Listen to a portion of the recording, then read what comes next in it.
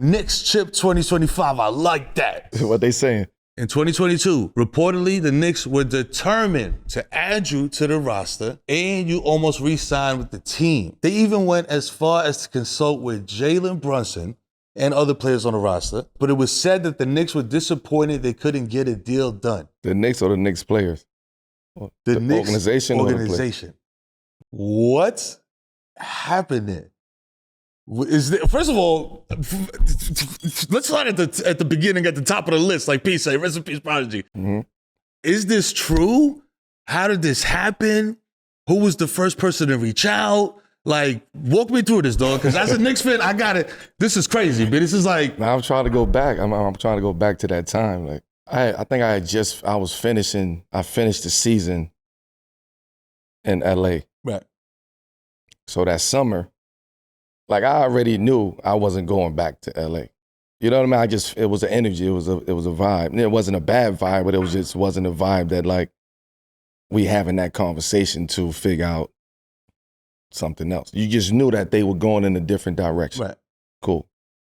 So at that point, I'm like, you know what? My plan is playing out the way that I wrote it out, right? To come back to New York, finish it out in New York, have my year, play. It's a good team. You know, I still can play ball. I still can help the team out. Like, it was just like the vision I had, like, damn, you know, my goal was to always make it back here to finish it out here anyway. So that was my plan. I moved out the city, got the crib out there you know what I mean? I got the crib out in the county. So it was like, oh, okay, this is going to happen. The energy is there, the conversations is there. It's like, oh, like this is going to happen. And then the Donovan Mitchell situation came up. So now it's like, no, backtrack a little bit. They had a spot on the roster. And respectfully, the powers that be, right?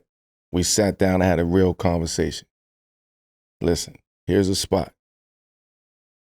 You can be on the team tomorrow, but this is the spot. I said, nah,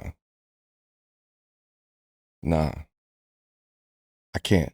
The not knowing of when you're going to play and not play, and I'd rather not go through that. Right. I'm going to bow out gracefully. I just had a hell of a year, you know what I mean, in LA, in my role. Like, at basketball, that ain't the issue. I can't do that. That's a hell of a decline when I look at it overall, the overall big picture. That's a hell of a decline. It was to go from, like, you know what I mean? Like, I mean, a decline. Like, so I had to stand on that. Like, nah, no disrespect. Like, these are people that I really fuck with. And, like, you know, we have real relationships. Yeah. So it was just like, nah, I can't accept that. I don't even think y'all want me in that role. Like, which is why you don't even want to, you offered it, but you ain't really offer it. Because you know deep down inside, like, I don't want you in that role right there. Right.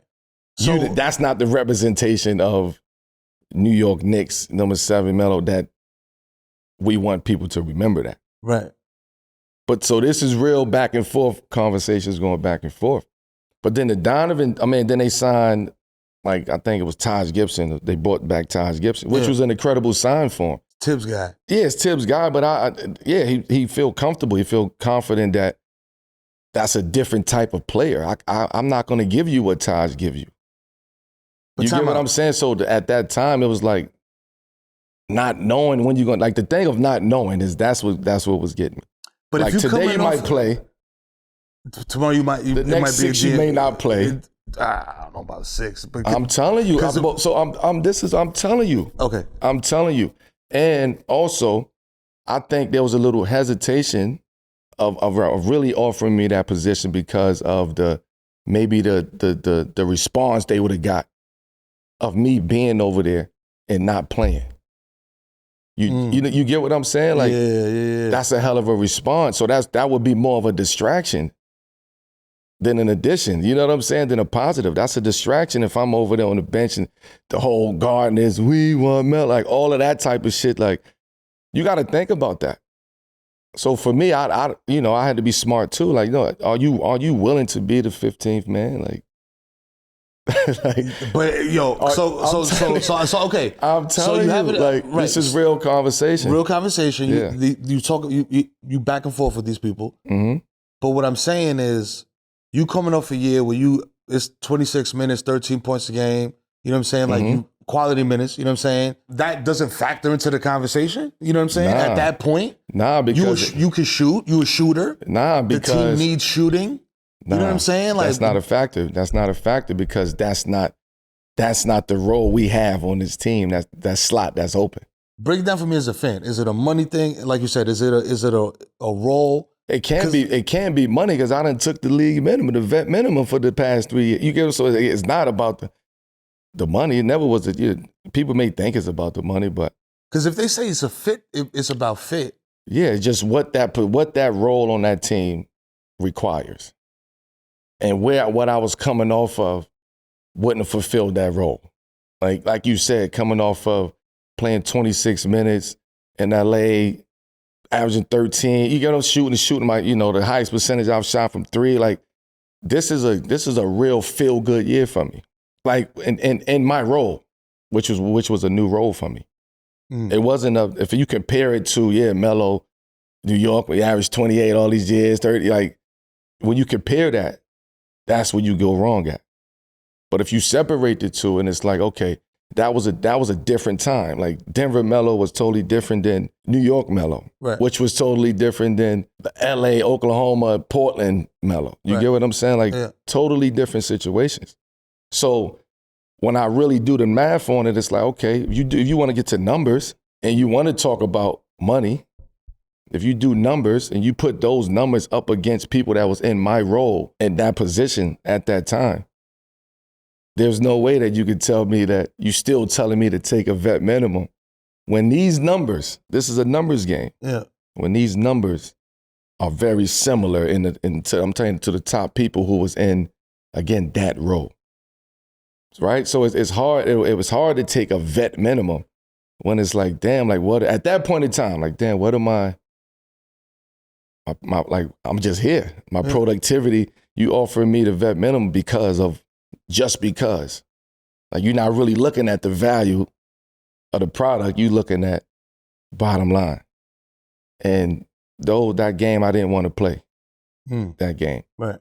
So to go back to that role as the 12th man on the bench, at that point in my career, I don't want to have to deal with that mentally and emotionally. I done went from stardom and starting all of that and played multiple roles throughout my actual career. So to take that one at that point in time, nah, I got to stand on something, and there's no disrespect. I just gotta hold on to something. Right.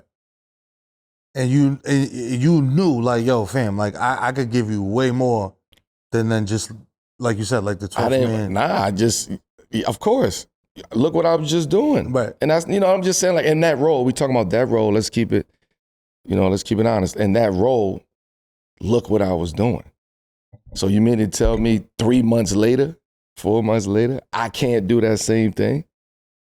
But this is what bugs me out. From a fan perspective, from a basketball perspective, at that time, if you look at that roster, exactly what the Knicks needed was perimeter shooting at a high percentage. Well, they needed at that point, they needed perimeter shooting, right? Period. And they needed vets.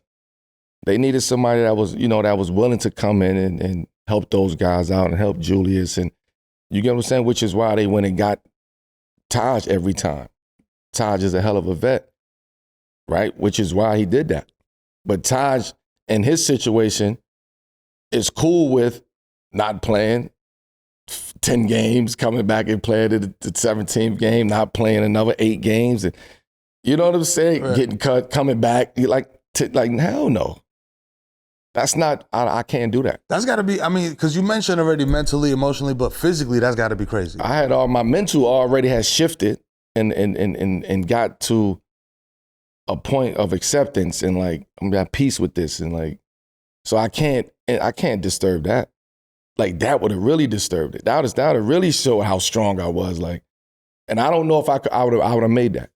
And that's keeping it a buck. You know what you should have done, New York? You should have signed the guard. You know what I'm saying? Yeah, I fucked up. It's cool. You know what I'm saying? But it is what it is. You know what I'm saying? It's a rumor that they say if Donovan would have came, like it was a package deal. Hey, woulda, coulda, shoulda, dog.